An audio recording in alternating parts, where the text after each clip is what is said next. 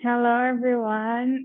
Welcome to another Saturday recap. We are happy to have you all here. It's a good space where we talk about the cases that we had during the week and do some reflection. So if you have any doubts, any questions, feel free to ask. It's another opportunity that we can learn more in a safe space with not too much people, so we cannot be so shy to talk.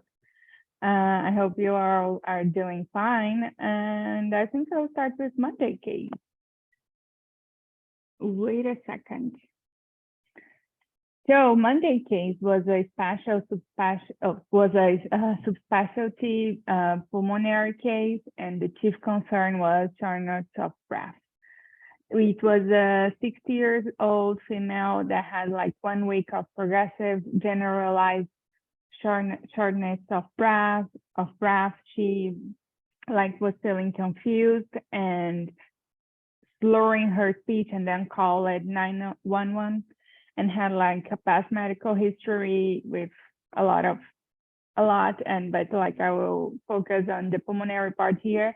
She had COPD, smoked for 45 years, and recently had increased the smoking and drink alcohol, no drugs. And on the vitals, the patient was with hypertension, with low, the saturation was low, was looking cyanotic with murmur in the systolic murmur in the left sternal border, marked GVD, and pitting edema.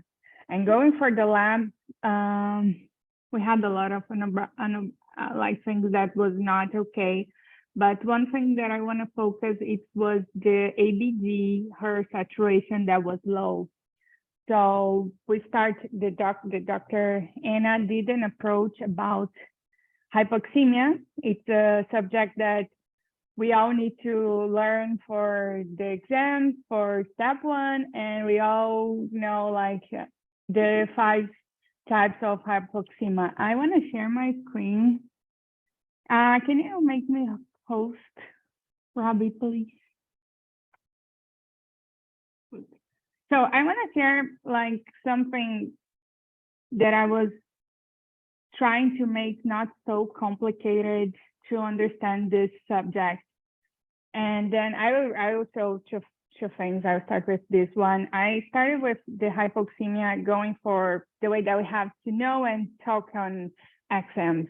That hypoxemia is defined like a normal low oxygen in our arteries, and we always, during the student's VMR, we always do the difference between hypoxia, that is the low oxygen delivered in the tissue. So here in this schema, we have the 5 ways.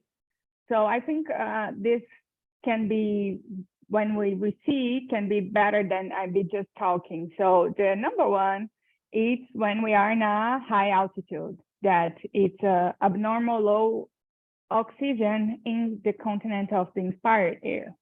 The number 2, we had the hypoventilation. That could be any cause that can affect for the breathing, the lungs, the airway, the chest wall, the muscles, the nerves, everything basically. And the number 3, we have the VQ mismatch, that is just right here. Then when we have a low VQ, we have a poor ventilation. For example, in an obstructive and restrictive lung disease. Or if we have a high VQ, it's a poor perfusion, and it can be a pulmonary emboli, a pulmonary vascular disease. And going for the number 4, we have the diffusion when it's impairment, for example, when it's a defective in the alveolar walls, preventing oxygen from moving across here, as we can see, like an interstitial lung disease or an emphysema. Number 5, we have the shunt, that we have anatomic and the physiologic. The anatomic, we think about the oxygenated lung that goes straight to the left heart, bypassing the alveolar capillaries, like the pulmonary arterial venous malformation, or for example, in a tetralogy of Fallop.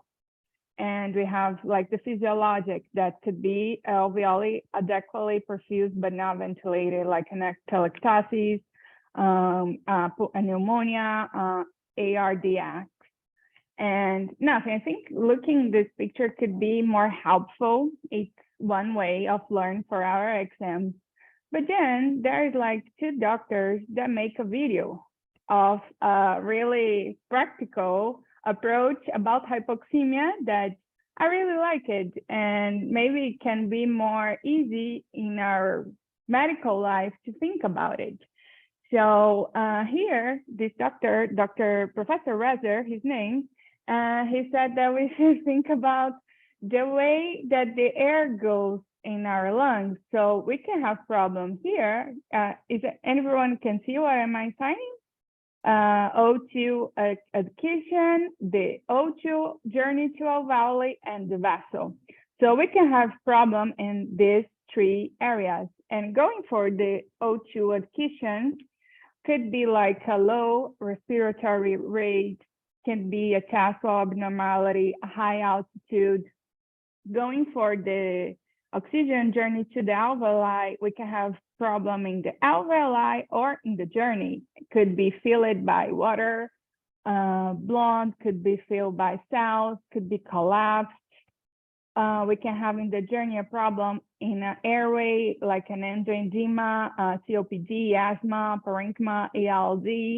And in the vessels, could be like a PE or Jones, or cardiac or pulmonary. So this is, and then talking about the hypoxemia, that's what I wanted to share with you all, two ways for we think about it. And just to finish the case, the patient, like in the end, the patient, let me just remember a little bit. The patient had like, did a lot of exams, EKG, an X-ray, a focus, and then the final diagnosis was a carpopulmonale.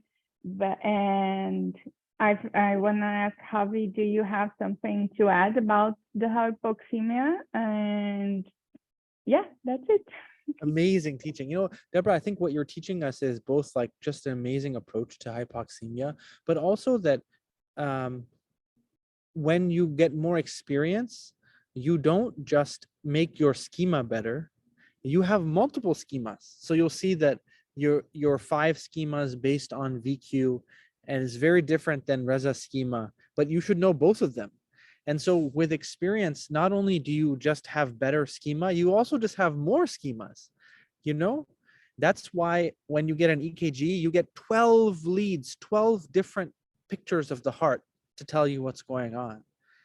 And for me, I think one really important clarification is to try to understand what's the difference between dyspnea and hypoxia. Because Deborah taught us about hypoxemia. That's a little bit different than dyspnea.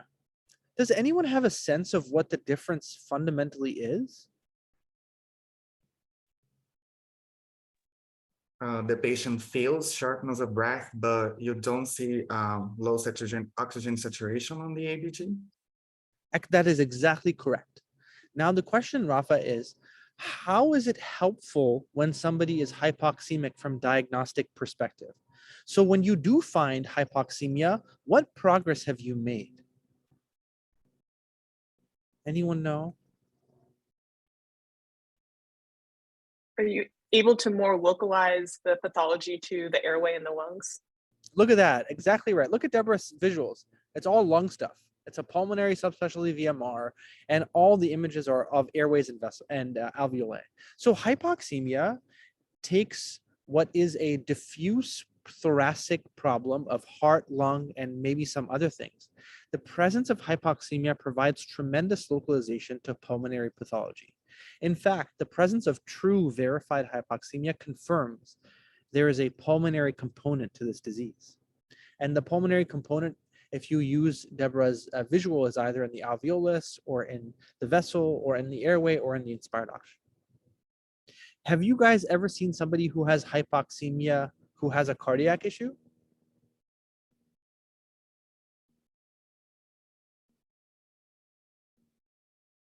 Leah's nodding her head. What are you thinking, Leah? I'm thinking about consequences of like pulmonary edema, Exactly like right. again, the lung Exactly. affected secondary to the heart. Exactly right. So you know for sure that the lungs are involved, but the question is, are the lungs involved because of another organ failing? And there are 3 other organs that fail that leave their trash in the lungs. And that's the heart with heart failure, that's the kidney with volume overload, and that's the neurological system. Because when the neurological system does not push you to breathe or gives you the strength to breathe well, you also get atelectasis and you get hypoxemic. So the hypoxemia confirms pulmonary involvement. The question is it whether it's just pulmonary alone or whether the lungs are feeling the consequences of a disease in the heart, heart, kidney, or nervous system. So hypoxemia is a false localizing sign. You know for sure the lungs are involved, but don't get too comfortable. Medicine is way more complex than that. The lungs may be involved because of the original organs that you were entertaining in dyspnea in the first place. So you kind of go back to the lungs and you have to zoom back out again.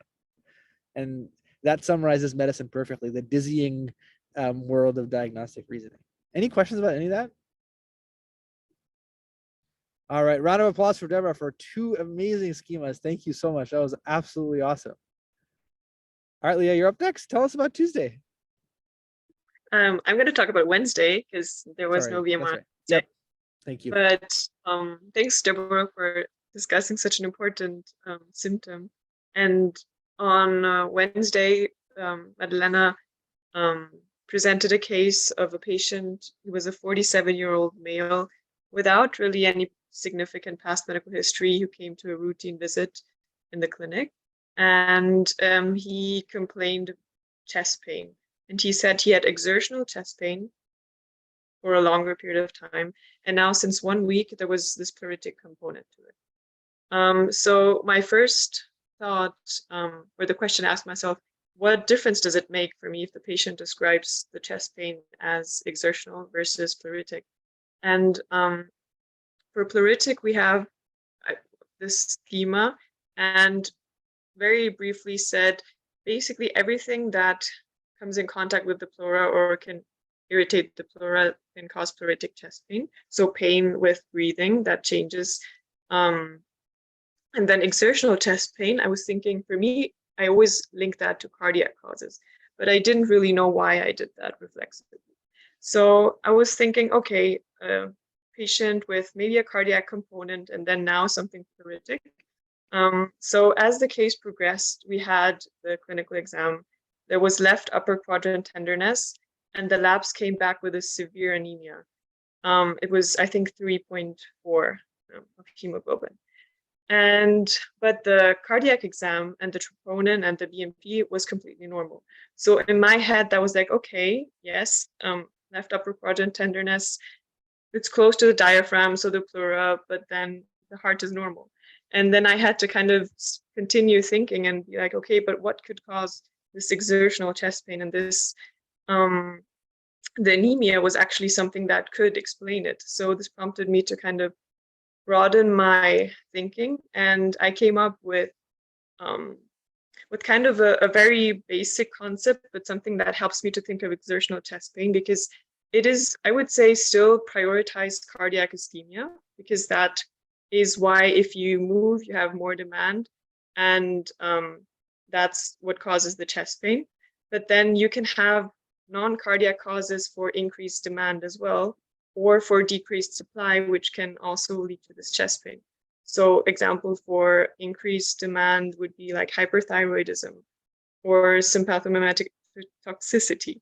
And then decreased supply, which in this case could have been anemia, or other causes like hypoxemia, as then you can think of all the causes Deborah just talked about. So this was the chest pain. But then as this case progressed, we said this patient had left upper quadrant tenderness and anemia. And somehow my mind immediately jumped to, okay, the spleen, something with the spleen. And then I was thinking, okay, Robbie, you mentioned often that with abdominal pain, imaging is crucial for the diagnosis. And I think this case really demonstrated that as well, because the imaging revealed that we had a thickened lining of the stomach. So there was a mass in the stomach. So it was not the spleen, it was the stomach, which also locates there. And then we had subsegmental PEs and left-sided pleural effusion. So all of this, we needed the imaging for. But now, if you look at this case and then think, okay, if we frame this again, we started off with a patient who had chest pain. And now we have a patient with severe anemia and a stomach mass with subsegmental PEs. And this completely shifts the way you now think of this patient. And so I think this case also demonstrated the importance of always reframing the patient with the information you get. And yeah, so I think it was really very educational. So like just the summary for the chest pain, I think the schema, the 4+2+2, still very important to rule out the life-threatening causes, but then also look at the quality. Is it pleuritic? Is it exertional? And then you can go from there. Well, yeah, I absolutely love that summary and taking us to the journey along with the tension points that you had along the way. And I think it was really humbling to go start with. It's always humbling to start with chest and then end with an abdominal cause. And I think the connection that you're teaching us there is probably twofold, that the patient may have had symptomatic anemia from demand, or the patient's pulmonary embolisms, which were subsegmental, may have been symptomatic. But it's also true that even if you remove the anemia and you remove the pleuritic dimensions from the PEs, that patients with upper abdominal pathology can manifest as chest pain. And I think we are kinder to the opposite in when patients come in with abdominal pain from chest pathologies. We are quicker to think of an inferior MI for upper abdominal pain or a pneumonia causing upper abdominal pain. But I think this case teaches us that the inverse is absolutely true. Thank you for highlighting that. I'm curious, what was your takeaway about the final diagnosis? Oh, I think because my main error in this thinking process was jumping to a conclusion that the organ was a different one. Yeah. I think it's being more, okay, no, step back and look at all the other options too. 100%. And then I just loved also the approach that Jack taught us, because there was a mass, and then he said, but a mass, we can think about a mass as being benign, malignant, autoimmune, or inflammatory, or infectious. And then you can basically put that anywhere in the body where you find a mass. So I love that. Absolutely. I think that's a really, really good schema for mass in general. Yeah, I think it's actually pretty hard to figure out in the patients with left upper quadrant pain who are anemic, if the anemia is of a gastrointestinal origin or of stomach origin. I think before the imaging, it's really, really hard. But we have 13 people here. So let's try to come up with some clues, because I think there was one in this case in retrospect. So as a group, can you think of one way that you might prioritize the stomach over the spleen in a patient with anemia? A clue that you might have before imaging. And Leah, feel free to participate too if you have thought of it already. Or well, one thought that I had was because it was microcytic. Yeah, and there you go. I was thinking of, like, obviously anemia of chronic disease can do it too, but like bleeding and iron deficiency. Excellent. And that is something that could be a clue. Yep, exactly. I think that's probably the most specific way you can go from anemia to prioritize the stomach over the spleen, but that comes with a big caveat too. Can you all think of any a cause of microcytic anemia that actually localizes to the spleen? My job today is to teach you something and then tell you how you can be faked out. Hypoxemia equals lung, not really. Microcytic anemia equals stomach, but not really. Thalassemia. most patients with thalassemia will have marked splenomegaly as a result of the extramedullary hematopoiesis they have. So yeah, I think it was actually really, really tricky, really tricky. The degree of the, there's something called the Menser index, which helps you predict if your patient has iron deficiency or has thalassemia. But I think went through this exercise to show you that you ultimately need imaging. You can make an educated guess because in all comers, iron deficiency is more common in thalassemia, especially an acquired microcytosis. If you have a previous hemoglobin that has a normal MCV, it's not thalassemia. So the topsy-turvy journey continues even with the MCV. Yeah. Awesome. Thank you for that great recap and taking us along the confusing aspects of it with us. Really, really appreciate it. All right, Rafa, what do you have for Thursday? Okay, so for Thursday, continuing Leah's magic, she presented an incredible case for Rabbi and Marcella. It was about a 35-year-old female with a history of elevated IgE that presents with 2 years of progressive worsening itching that was refractory for several therapies, including antihistamines, phototherapy, topical glucocorticoids, and also TCAs. On the physical exam, this patient was notable to have papillonodular umbilicated lesions on her trunk and also extremities. Her lab was significant for elevated CRP, and imaging revealed mediastinal and hilar lymphadenopathy. So I have 2 teaching points here. The first one is an approach to pruritus. It seems like acute pruritus lies in 6 weeks. You often have to think about dermatological causes in origin, for example, atopic dermatitis, psoriasis, even scabies. But don't forget the systemic causes of pruritus, such as renal failure, liver disease, thyrotoxicosis, hematological lymphoproliferative disorders, even HIV, drugs, certain neurological conditions, malignancy, but also psychogenic causes. Anything else to add, Rabbi?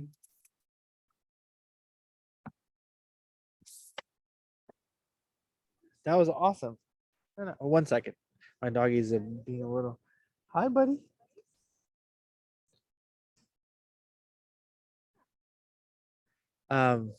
Give me 1 sec. I want to make sure he's okay. All right. Come on now.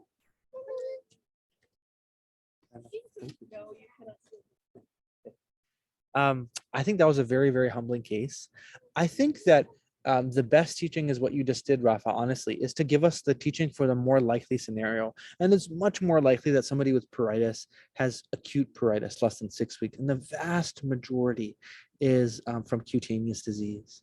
And yeah, we had a very interesting and rare case of chronic pruritus from a very rare condition, but I think acute disease is much more common. Rafa, in your experience, what have you come across as causes of acute pruritus? Have you seen any in primary care yet or from your textbook in terms of common causes of acute disease? From the patients that I get in the clinic, most are due to, for example, allergic reactions. Yeah. Most of them. Yeah, that's by far and away the most common cause, atopic dermatitis or contact dermatitis. Yeah. Awesome. I think that's the key takeaway. Any other things you wanted to emphasize, Rafa? Yeah, sure. The second teaching point, there are several clues in this case that lead to the final diagnosis. In the beginning, you and Marcel seem to be a little bit confused what was going on, but then you collect the clues and lead to the final diagnosis, which was amazing to see. So, for example, you guys talked about cause of young people having cancer, and you talk about testicular cancer, melanoma, lymphoma, leukemia, and sarcoma. This patient was young and also had chronic pruritus like for 2 years. So we thought about Hodgkin's, not only because Hodgkin's can be an indolent, can have an indolent course, which was the case here, but also because it has this bimodal distribution. The peak is in the 20s and 60s, but also can arise in any of the mediastinal compartments. And this patient had a mass right on the anterior part of the mediastinum. And the final teaching point that you mentioned in the case was that this patient had a lymphadenopathy, supraclavicular lymphadenopathy. So go to the excisional biopsy, take everything. Don't do like a FNA, like take everything. And you're gonna see the rich Sternbank cells that we are familiar with, step 1. Yeah, beautiful, absolutely beautiful teaching. You taught us why this case was different than most cases. There was lymphadenopathy in the case and there was fatigue.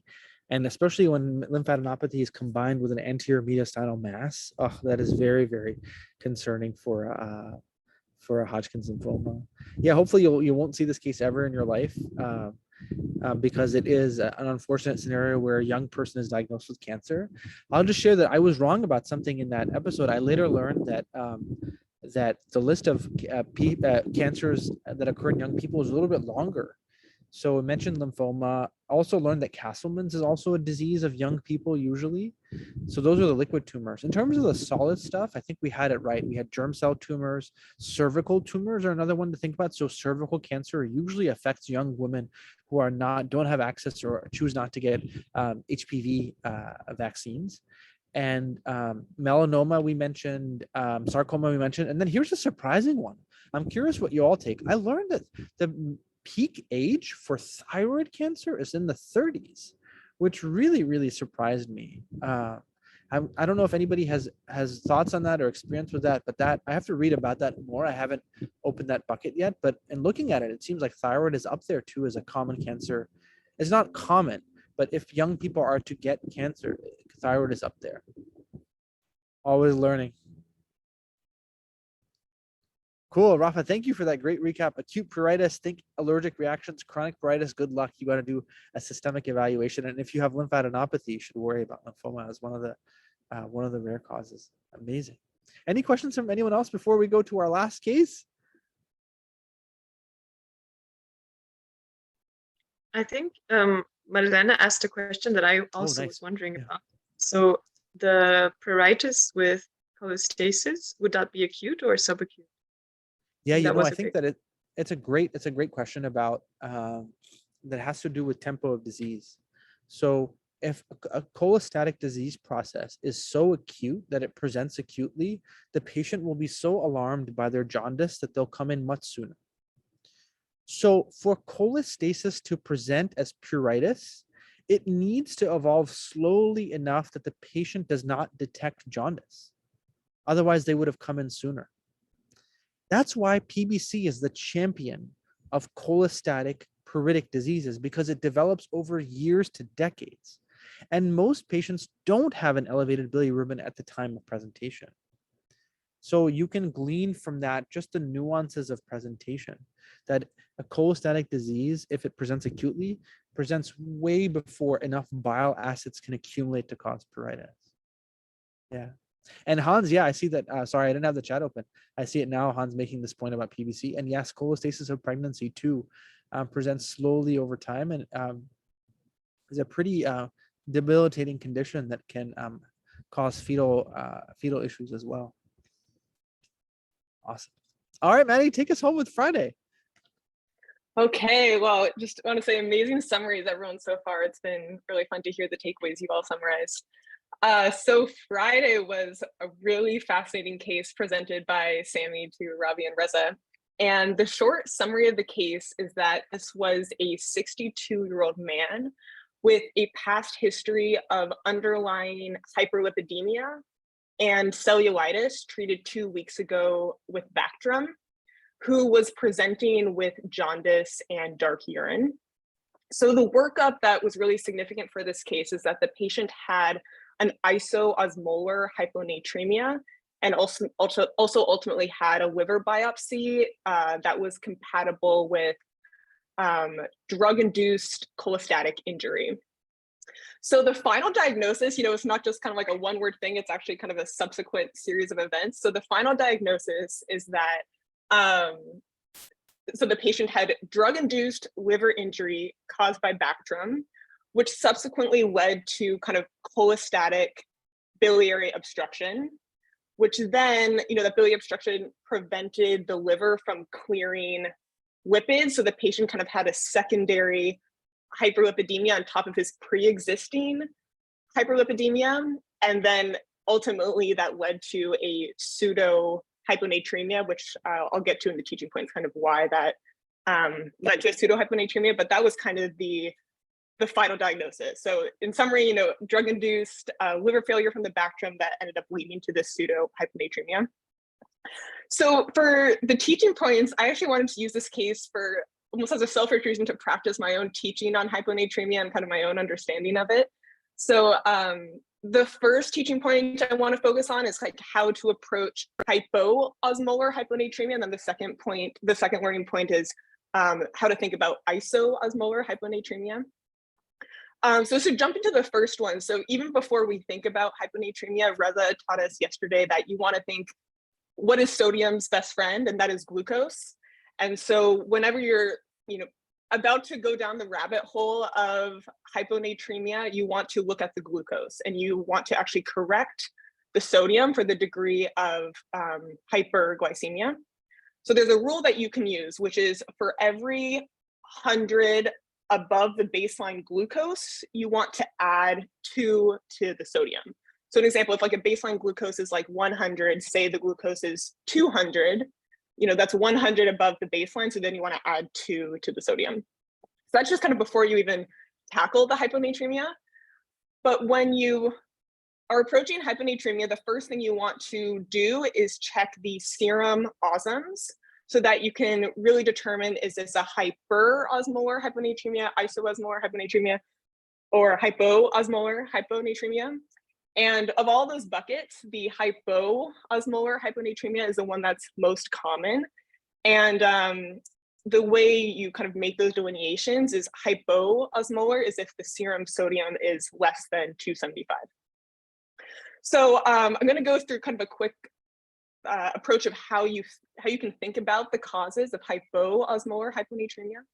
So the first thing you want to do is, if it's hypoosmolar hyponatremia, you know that there's too much water on board. So you want to know, well, is ADH on or not? Is this ADH mediated or not? And the way to figure that out is to think, well, what does ADH do? And ADH concentrates the urine. So a way to determine is ADH on or not is you want to look at the urine osmolarity. And so if the urine osmolarity is high, you know that ADH is on. If the urine osmolarity is low, you know that ADH is not on. If ADH is not on, the differential is pretty limited. It's either you are consuming too much water, so like primary polydipsia, you're not consuming enough solutes, so like a tea and toast diet, or you have chronic kidney disease.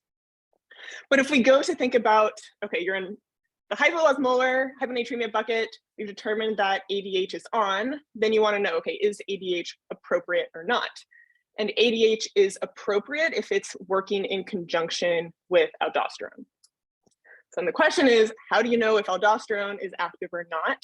And this, to determine that, you look at the urine sodium. So if aldosterone is on, the urine sodium is going to be low. And the way to think about that is, so you have low, effective arterial blood volume that's activating the RAS system, that's reabsorbing sodium, so the urine sodium is low. So in summary, if ADH is appropriate, it's acting in conjunction with aldosterone, and you know that if the urine sodium is low. If the urine sodium is high, then you have inappropriate ADH. So that was a lot, but I just found that of all the different ways I've kind of thought about hyponatremia, that made the most sense to me. So the kind of summary at that point, for hypoosmolar hyponatremia, is ADH active or not? If it is active, you want to know, is it appropriate or not? To figure out if it's appropriate or not, you have to check to see if aldosterone is active. So that's the first learning point. The second learning point is how to think about isoosmolar hyponatremia. So that's in terms of kind of the values there. We talked about hypoosmolar as if it's the serum osms are like less than 275. For isoosmolar hyponatremia, it's generally like, I think 275 to 295. Correct me if I'm wrong. So the way to think about what are the causes of isoosmolar hyponatremia is there are kind of like two things I'm thinking of. One, are there two processes happening at the same time that kind of average out to an isoosmolar hyponatremia? So that's, for example, if you have a hyperosmolar hyponatremia situation and a hypoosmolar hyponatremia, then that can like average out to an isoosmolar. So an example of that, say a hyperosmolar, you would have like hyperglycemia, for example. And then a hypoosmolar, like say you have heart failure or something like that, that sometimes could like average out to an isoosmolar. So 2 processes happening at the same time. The other option is if you have something called pseudo hyponatremia, and this is what the case was in Friday's case. So for pseudo hyponatremia, really my understanding of this is that it's an issue with measurement. So in reality, the serum sodium is not low, but it's an issue with the measurement. And an example of that is molecules like paraproteins, and even in hyperlipidemia, those molecules increase the plasma. So in some labs that measure the sodium concentration by dividing serum sodium over plasma instead of serum sodium over water, if the lab is doing kind of this indirect measurement where you're doing serum sodium over plasma, then if you have these molecules like paraproteins or hyperlipidemias that's increasing the plasma, you can get a pseudo hyponatremia, which was the case in this situation because the person had underlying hyperlipidemia plus this like acquired hyperlipidemia because the drug-induced liver injury prevented the clearing of the lipids. So in summary, that was a lot. In summary, for when you're thinking of hyponatremia, you want to think of the best friend. So look at glucose and you can make a correction. You can then bucket it into hypo, iso, or hyper osmolar hyponatremia using the serum osms. If you're in the more common bucket, which is hypoosmolar hyponatremia, you want to first figure out, is it ADH mediated or not? If it is ADH mediated, you want to know if it's appropriate or not using aldosterone. And then for isoosmolar, think about, are there 2 processes going on? Or is it a pseudo hyponatremia situation? So that was the teaching and summary of Friday's case. Robbie, Wait, hold on. No. You literally I think literally have to give you a standing ovation. Like it actually stand. And I would too if it wouldn't activate my doggy who would go berserk and start to chase me. That was amazing. Absolutely surreal. You know, I think that hyponatremia is literally the hardest thing to teach about. And every word that you said was accurate, like every single one. It's so easy to slip up when you're doing it too. I bet you felt it too. I know. I was kind of like, okay, do I say serum or urine? Yeah, totally. It's so complicated. And you have to hear, but if you so all of you who on YouTube here, you're not gonna go to 100% with hyponatremia from hearing hyponatremia from anybody once. But if you're going to listen to anything again, you should listen to the last 5 minutes over and over and over again. It's super clear. It's just, you just have to hear it over and over again to understand it, but you won't ever get it with any more clarity than what you just heard. That was absolutely superb. All right, to give you a little bit of break too, because I feel like you're just gonna get short of breath if you kept talking. You were gonna say something. Yeah, well, that was also going to be like kind of something I started with, that we've also had several cases on VMRs where people say hyponatremia and then they get so excited and then you go down that schema and that has nothing to do with that. So that was like, before you get, I do get excited about it, but before getting so excited and doing that whole thing, like actually think, is this severe enough? Is this actually the center of gravity, or is it just a bystander and not something you should focus on? My question for you was, on Friday's case, it ended up being drug-induced liver injury, but we had this whole discussion on like infiltrative liver diseases. And so my question is a little bit like, when should you suspect drug-induced liver injury? And like, what are the most helpful ways to tease it to, like, when you're also concerned about a bunch of other infiltrative liver diseases, what should make you lean more towards drug-induced? Are there certain aspects of the lab values or things like that? Honest answer. See this Friday VMR? Yeah. Working on it. Yeah, I don't have an answer for you yet, but I know there is one. So yeah, working on it. Cool. It'll hopefully we can talk about it on VMR and sometime in the near future. I'm working on it and putting together a video for rlrcpsolvers.com. Hopefully we'll get it done by next week. It's a complicated topic. I think there is an answer, I just have to sit with it more and clarify it more to give you a clear answer.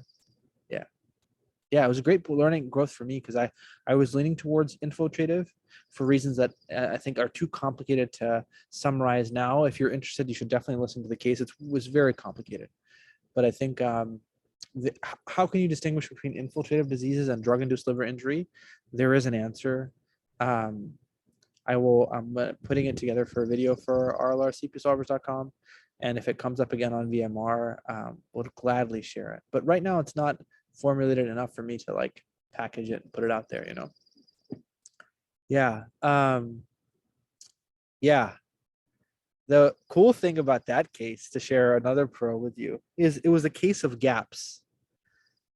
There was the serum osm gap. There was a gap between the expected osms inferred from the sodium. You expected them to be low, but the osms were actually high or normal, relatively high, right?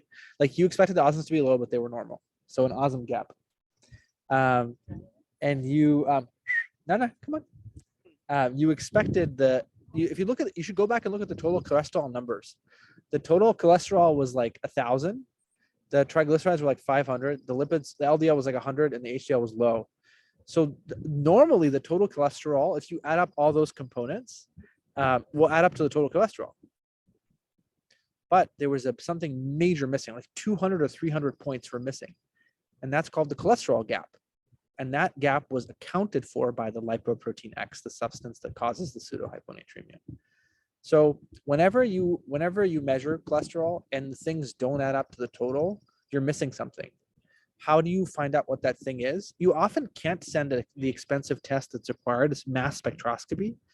But you can make a guess based on the clinical syndrome. And if the patient has obstructive liver disease, that missing cholesterol is probably lipoprotein X, which was the cause for pseudohyponatremia. Yeah. So the osm, there was a gap, and the cholesterol, there was a gap. And it turns out that the same thing was causing both those gaps, lipoprotein X. Yeah. What a crazy case. I mean, like this whole week, you think about it, you guys organize a world-class subspecialty expert to teach us about hypoxemia, and then Deborah summarizes the 5 mechanisms: reduced FiO2, reduced ventilation, VQ mismatch, shunting, and but also teaches us that practically you should think about it as alveolar, vascular airways.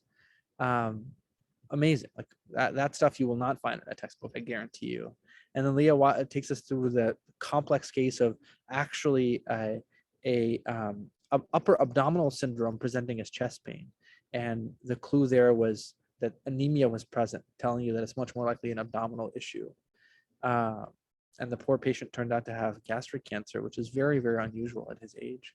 We know that because we reviewed cancers in young patients, prompted by Rafa's great review of Thursday's pruritus case, where he told us that acute pruritus is much more common and usually due to atopic disease, but chronic pruritus, you got to think about cancers. And the patient we had on Thursday, they were young, and so we worried about Hodgkin's lymphoma, which it turned out to be. And then Friday, gosh, I mean, the case of gaps, lipoprotein X causing both gaps. Anyway, thank you all for putting together such amazing teaching, and we'll open it up for the next 10 or 15 seconds for any questions from the group before we say goodbye for this week.